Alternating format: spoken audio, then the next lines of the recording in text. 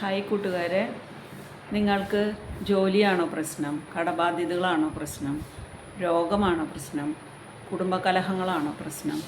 അതിനെല്ലാം പ്രതിവിധിയുണ്ട്. കർത്താവായ യേശുവിനെ കണ്ണും പൂട്ടി വിശ്വസിക്കുക, കണ്ണും പൂട്ടി വിശ്വസിക്കുക. അതായത് നമ്മൾ രാവിലെ എണീറ്റ് പ്രഭാത കർമ്മങ്ങളൊക്കെ ചെയ്തതിന് ശേഷം ഒരു ഗണ്ണിക പഴയ നിയമവും ഒരു ഗണ്ണിക പുതിയ നിയമവും വായിക്കുക. എന്നിട്ട് നമ്മുടെ നിയോഗം പറയുക. അതായത് എനിക്ക് ജോലി ലഭിക്കുന്നതിന്, കടബാധ്യത മാറുന്നതിന്, കുടുംബകലഹം മാറുന്നതിന്, രോഗം മാറുന്ന എന്താണോ നമ്മുടെ ആവശ്യം എന്ന് വെച്ചാൽ അത് പറയുക. എന്നിട്ട് അത് അടച്ചു വയ്ക്കുക. പിന്നെ അത് ദൈവത്തിന് വിട്ടുകൊടുക്കുക. പിന്നെ നമ്മളതിൻ്റെ പേര് ടെൻഷൻ അടിക്കേണ്ട കാര്യമില്ല. കാരണം എന്താ വെച്ചാൽ നമ്മൾ ടെൻഷൻ അടിച്ചുകൊണ്ടോ നമ്മളുടെ കഴിവുകൊണ്ടോ ഒന്നുമല്ല നമ്മുടെ ജീവിതത്തിൽ അതുവരെയുള്ള കാര്യങ്ങളൊന്നും നടന്നത്. അത് നമ്മൾ വെറുതെ വിചാരിക്കുകയാണ്. യേശു അത് നടക്കണം എന്ന് വിചാരിച്ചു, അതുകൊണ്ടാണ് അത് നടന്നത്. നടക്കാതെ ഇരുന്നത് എന്തുകൊണ്ടാണ്? അത് നടന്നാൽ അത് വേറൊരു പ്രശ്നത്തിന് വഴി തെളിയിച്ച് നമ്മൾ വലിയ ദുരന്തത്തിലേക്ക് പോകും. അതുകൊണ്ടാണ് അത് നമുക്ക് തരാഞ്ഞത്.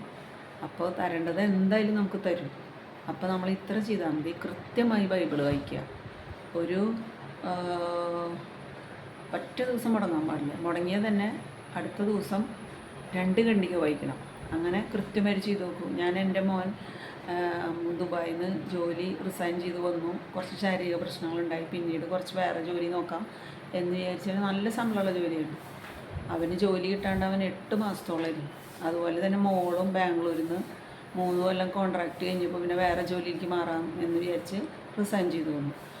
അവളും വീട്ടിലിരിക്കുകയാണ്. അപ്പോൾ അറിയാമല്ലോ, വീട്ടിൽ ഒരു 6-7 മാസം ജോലിയില്ലാണ്ട്, ജോലി ചെയ്തു തരുന്ന ആൾക്കാർ ജോലി ഇല്ലാണ്ടിരിക്കുമ്പോൾ ഉള്ള അവസ്ഥ നമുക്കറിയാമല്ലോ. അപ്പോൾ വീട്ടിൽ അസ്വസ്ഥതകൾ വരുമല്ലോ. അപ്പോൾ ഞാൻ ഇതേപോലെ രാവിലെ ബ്രേക്ക്ഫാസ്റ്റ് കട്ട് ചെയ്തു, അതായത് ഉപവാസം എടുത്തു.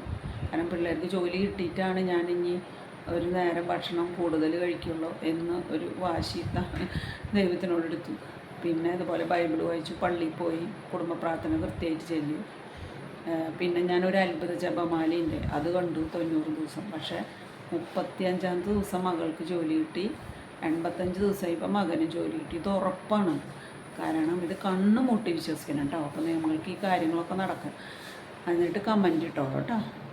ദൈവത്തിന് ശാസ്ത്രം.